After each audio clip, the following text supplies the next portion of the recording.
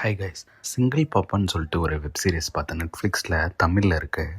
அது ஒரு கப்புள்ஸ் இருந்துட்டு டைவர்ஸ் பண்ணிக்கிறாங்க. ரீசன் என்ன, அந்த பையனுக்கு குழந்த ஆசை இருக்குது. அந்த பொண்ணுக்கு இருந்துட்டு அந்த மாதிரி ஆசை இல்லை. பிகாஸ் அந்த பையனோட அப்பாத்தை தான் இவன் வாங்கி செலவு பண்ணிக்கிட்டு இருக்கிறான். அவரோட கடை. இவன் தனியாக இனிஷியேட்டிவ் எடுத்து எதுவும் பிஸ்னஸ் எதுவும் பண்ணாதனால இப்போ நமக்கு குழந்த வேணுமான்ற மாதிரி ஒரு கொஷின்லாம் அந்த பொண்ணு அதை ஒத்துக்க மாட்டேன்து. சரின்னு சொல்லிட்டு டைவர்ஸ் ஆனதுக்கப்புறமா அவன் ஒரு பார்ட்டி மாதிரி இதுக்கு போகிறான். போயிட்டு அங்கே இருந்துட்டு ஒரு பொண்ணு கூட ஹுக்கப் பண்ணுறதுக்காக காரில் கூட்டிகிட்டு வரான். இப்போ வரும்போது பார்த்திங்கன்னா குழந்த சத்தம் கேட்குது. என்னென்னு பார்த்தா பின்னாடி ஒரு பாக்ஸில் ஒரு குழந்த இருக்குது.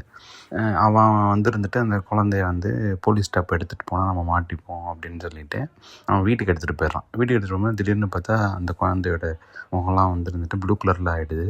அதுக்கப்புறம் ஹாஸ்பிட்டலுக்கு கூப்பிட்டு போனால் உடனே ஆப்ரேஷன் பண்ணுற மாதிரி சொல்லிடுறாங்க. சொன்னதுக்கப்புறமா அவன் இருந்துட்டு ஆப்ரேஷன் பண்ணலாம் கட்டிடுறாங்க. திரும்ப அப்புறம் போலீஸ் இருந்துட்டு இவன் போய் சொல்கிறான்ல உண்மையா இல்லைன்னு சொல்லிட்டு டிஎன்ஏ டெஸ்ட் இருந்துட்டு அந்த இது மாதிரி ஆதரவற்ற குழந்தைங்கள்லாம் பார்த்துக்கிற அந்த ஒரு மூமெண்ட்டில் இருக்கிற அந்த லேடி எடுக்க சொல்கிறாங்க. அதை எடுத்து பார்த்துட்டு இல்லை இவன் டேடி இல்லைன்னு சொன்னோடனே அவங்க அந்த குழந்தைய இருந்துட்டு ஹோமுக்கு எடுத்துகிட்டு போயிடுறாங்க. இவனுக்கு அது ரொம்ப இஷ்டமாயிடுது அந்த குழந்தை. ஸோ அது இவன் இருந்துட்டு அந்த குழந்தைய அந்த ஹோம்லேருந்து இவன் அடாப்ட் பண்ணிக்கிறானா இல்லையான்றது தான் ஸ்டோரியே. பிகாஸ் ஒன்று மேரேஜ் ஆகிருக்கணும் அடாப்ட் பண்ணுறதுக்கு, அப்படின்னா அவங்க ஃபேமிலியோட சப்போர்ட் இருக்கணும்.